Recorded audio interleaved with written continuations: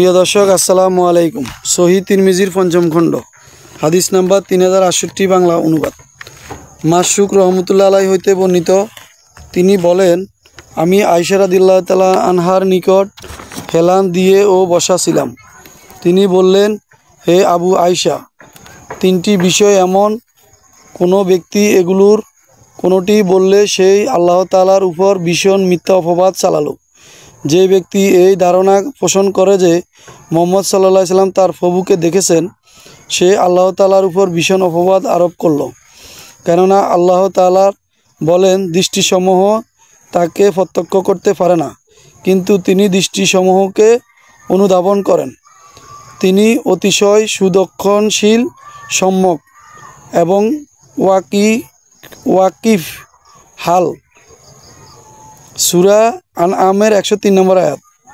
কোনো মানুষের এমন মর্যাদা নেই যে আল্লাহ তাআলা তার সাথে কথা বলবেন ওহির মাধ্যমে ব্যতীত অথবা পর্দার অন্তরাল ব্যতীত। সূরা আশ-শুআরা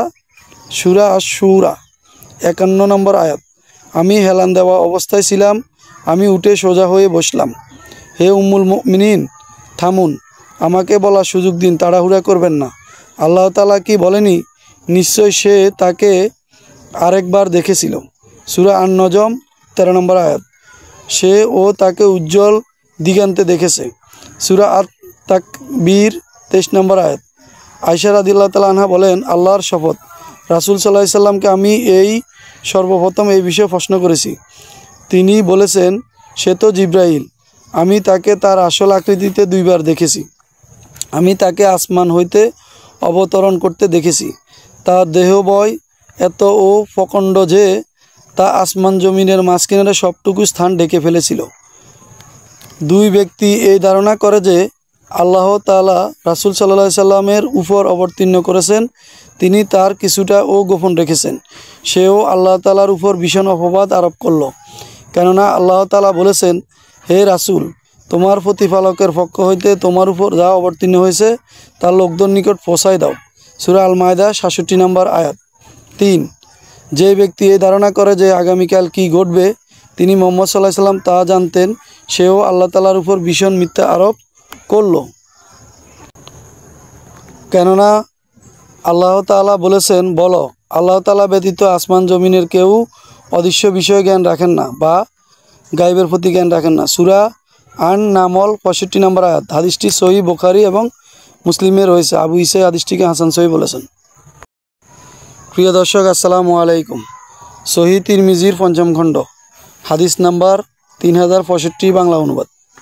আমর ইবনে দিনার রহমতুল্লাহ আলাইহি হইতে বর্ণিত, তিনি জাবির ইবনে আবদুল্লাহ রাদিয়াল্লাহু তাআলা আনহুকে বলতে শুনেছেন, যখন এ আয়াত অবতীর্ণ হইল, অনুবাদ, বলো, তিনি তোমাদের উদ্দেশ অথবা পাদদেশ হইতে তোমাদের উপর শান্তি প্রেরণ করতে সক্ষম।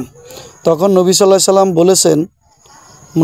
সাল্লাল্লাহু আলাইহি সাল্লাম বললেন, হে আল্লাহ, আমি আপনার মর্যাদাবান মুখমণ্ডল ও সত্তার নিকট আশ্রয় প্রার্থনা করি। পরে আবার অবতীর্ণ হইল, অনুবাদ, অথবা তোমাদের ও বিভিন্ন দলে বিভক্ত করতে এবং এক দলকে অপর দলের ও সংঘর্ষের স্বাদ অসাধন করাইতে সক্ষম। সূরা আনআম 65 নম্বর আয়াত। তখন নবী সাল্লাল্লাহু আলাইহি সাল্লাম বলেন, এই দুইটির অপেক্ষাকৃত ও সহজতর। হাদিসটি সহিহ আবু দাউদ কিতাবে 2058 এবং 2059 নম্বর রয়েছে। আবু ঈসা এটিকে হাসান সহিহ বলেছেন। প্রিয় দর্শক, আসসালামু আলাইকুম। সহিহ তিরমিজির পঞ্চম খণ্ড, হাদিস নাম্বার 3067, বাংলা অনুবাদ। আব্দুল্লাহ রাদিয়াল্লাহু তাআলা আনহু হইতে বর্ণিত, তিনি বলেন, যখন অবতীর্ণ হইল, আরবি আয়াতের অনুবাদ, যারা ঈমান এনেছে এবং নিজেদের ঈমানকে জুলুমের দ্বারাই কুলসিত করেনি। সূরা আনাম 82 নম্বর আয়াত। তখন মুসলিমের নিকট তা খুবই কঠিন মনে হইল।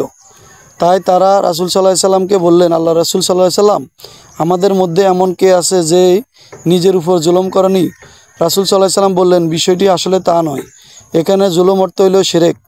তোমরা কি শুনোনি যা লোকমান ও তার ছেলেকে বলেছিলেন, হে আমার পুত্র,